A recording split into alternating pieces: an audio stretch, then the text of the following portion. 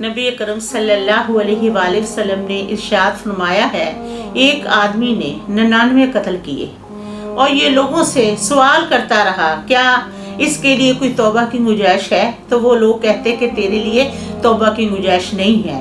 تو وہ بندہ ایک رہب یعنی ایک نیک آدمی کے پاس چلا گیا، جیسے مسجد میں موضوع ہے اذان دینے والا، اس نے کہا کہ میں نے 99 قتل کیے ہیں، کیا کوئی توبہ کی گنجائش ہے؟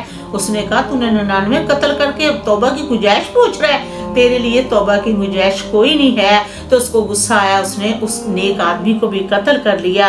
اب وہ اپنی بستی کو چھوڑ کر کسی اور بستی میں چلا گیا، اور وہ نیک لوگوں کی بستی تھی۔ جب اس بستی میں گیا تو رستے میں اس کو موت آ گئی۔ اب جب اس کو موت آئی ہے نا، موت آنے سے پہلے اس نے بل کھایا اور گھسیٹتا گھسیٹتا نیک بستی میں چلا گیا۔ جب نیک بستی میں گیا تو وہاں کیا دیکھا کہ وہ مر گیا۔ جب مر گیا اور رحمت دینے والے فرشتے اور عذاب دینے والے فرشتے آ گئے، اب ان کے درمیان اختلاف ہو گیا، یعنی جھگڑا ہو گیا، کیونکہ وہ نیک بستی کے زیادہ قریب تھا۔ اب حکم ہوا کہ تم فرشتوں جھگڑا نہ کرو، تم ایسے کرو کہ جس بستی سے آیا اس کا بھی معاف کرو، اور جس بستی میں وہ پڑا ہوا ہے اس کا بھی معاف کرو۔ اگر نیک بستی کا معاف بڑھ گیا تو رحمت والے فرشتے اس کو لے جائیں گے۔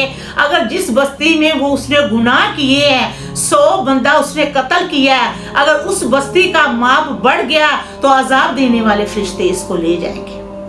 جب یہ حکم کے مطابق جب اس کو ماپا گیا تو جو نیک بستی تھی نا، جس بستی میں وہ مرا تھا، وہ زیادہ ہو گئی، تو رحمت والے فرشتے اس کو لے گئے، اس کو جنت میں داخل کر دیا، کیونکہ اس کے دل میں اللہ تعالیٰ نے توبہ کرنے کی، معافی مانگنے کی اصلیت ڈال دی تھی، کیونکہ توبہ کرنا چاہتا تھا مگر لوگ اسے توبہ کرنے نہیں دیتے تھے۔ وہ یہ کہتے تو نے اتنے قتل کیے، مگر جب اللہ تعالیٰ کس بندے سے راضی ہو جاتا ہے، چاہے وہ جتنا ہی گناہ گار ہے، اگر وہ رائی کے دانے کے برابر بھی نیکی کر لیتا ہے نا، تو اللہ تعالیٰ اسے معاف کر دیتا ہے۔